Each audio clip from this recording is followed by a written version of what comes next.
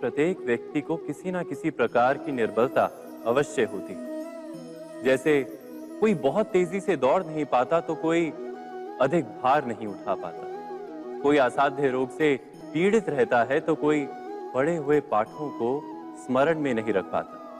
ऐसे अनेकों उदाहरण और भी हैं। क्या आप किसी ऐसे व्यक्ति को जानते हैं जिसे सब कुछ प्राप्त हो और हम जीवन की उस एक निर्बलता को जीवन का केंद्र मानकर जीते हैं? इस कारणवश हृदय में दुख और असंतोष रहता है सदा। निर्बलता मनुष्य को जन्म से अथवा संजोग से प्राप्त होती है, किंतु उस निर्बलता को मनुष्य का मन अपनी मर्यादा बना लेता है। किंतु कुछ व्यक्ति ऐसे भी होते हैं जो अपने पुरुषार्थ और श्रम से उस निर्बलता को पराजित कर देते हैं। क्या भेद है उनमें और अन्य लोगों में? क्या आपने कभी विचार किया है? सरल सा उत्तर है इसका। जो व्यक्ति निर्बलता से पराजित नहीं होता, जो पुरुषार्थ करने का साहस रखता है हृदय में, वो निर्बलता को पार कर जाता है। अर्थात निर्बलता अवश्य ईश्वर देता है, किंतु मर्यादा मनुष्य का मन ही निर्मित करता है। स्वयं विचार कीजिए।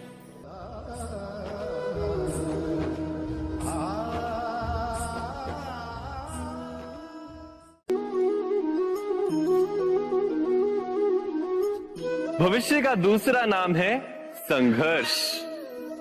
हृदय में आज इच्छा होती है और यदि पूर्ण नहीं हो पाती तो हृदय भविष्य की योजना बनाता है। भविष्य में इच्छा पूर्ण होगी ऐसी कल्पना करता रहता है, किंतु जीवन ना तो भविष्य में है ना अतीत में। जीवन तो इस क्षण का नाम, अर्थात इस क्षण का अनुभव ही जीवन का अनुभव। पर हम ये जानते हुए भी इतना सा सत्य समझ नहीं पाते। या तो हम बीते हुए समय के स्मरणों को घेर कर बैठे रहते हैं, या फिर आने वाले समय के लिए हम योजनाएं बनाते रहते हैं और जीवन जीवन बीत जाता है। एक सत्य यदि हम हृदय में उतार लें कि ना हम भविष्य देख सकते हैं, ना ही भविष्य निर्मित कर सकते हैं, हम तो केवल धैर्य और साहस के साथ भविष्य को आलिंगन दे सकते हैं, स्वागत कर सकते हैं भविष्य का। तो क्या जीवन का हर पल जीवन से नहीं भर जाएगा? स्वयं विचार कीजिए।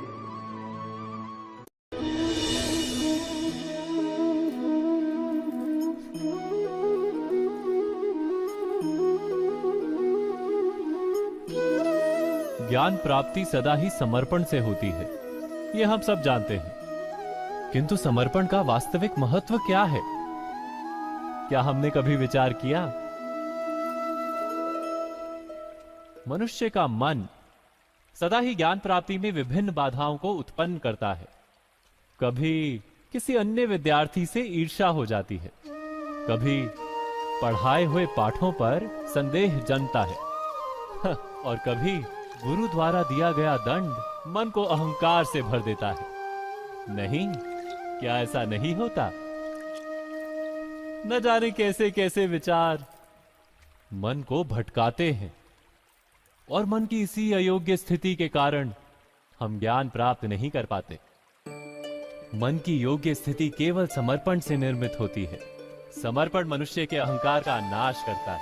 ईर्ष्या, महत्वाकांक्षा आदि भावनाओं को दूर कर हृदय को शांत करता है और मन को एकाग्र करता है। वास्तव में ईश्वर की सृष्टि में ना ज्ञान की मर्यादा है, ना ज्ञानियों की। गुरु दत्तात्रेय ने तो गाय और श्वान से भी ज्ञान प्राप्त कर लिया था।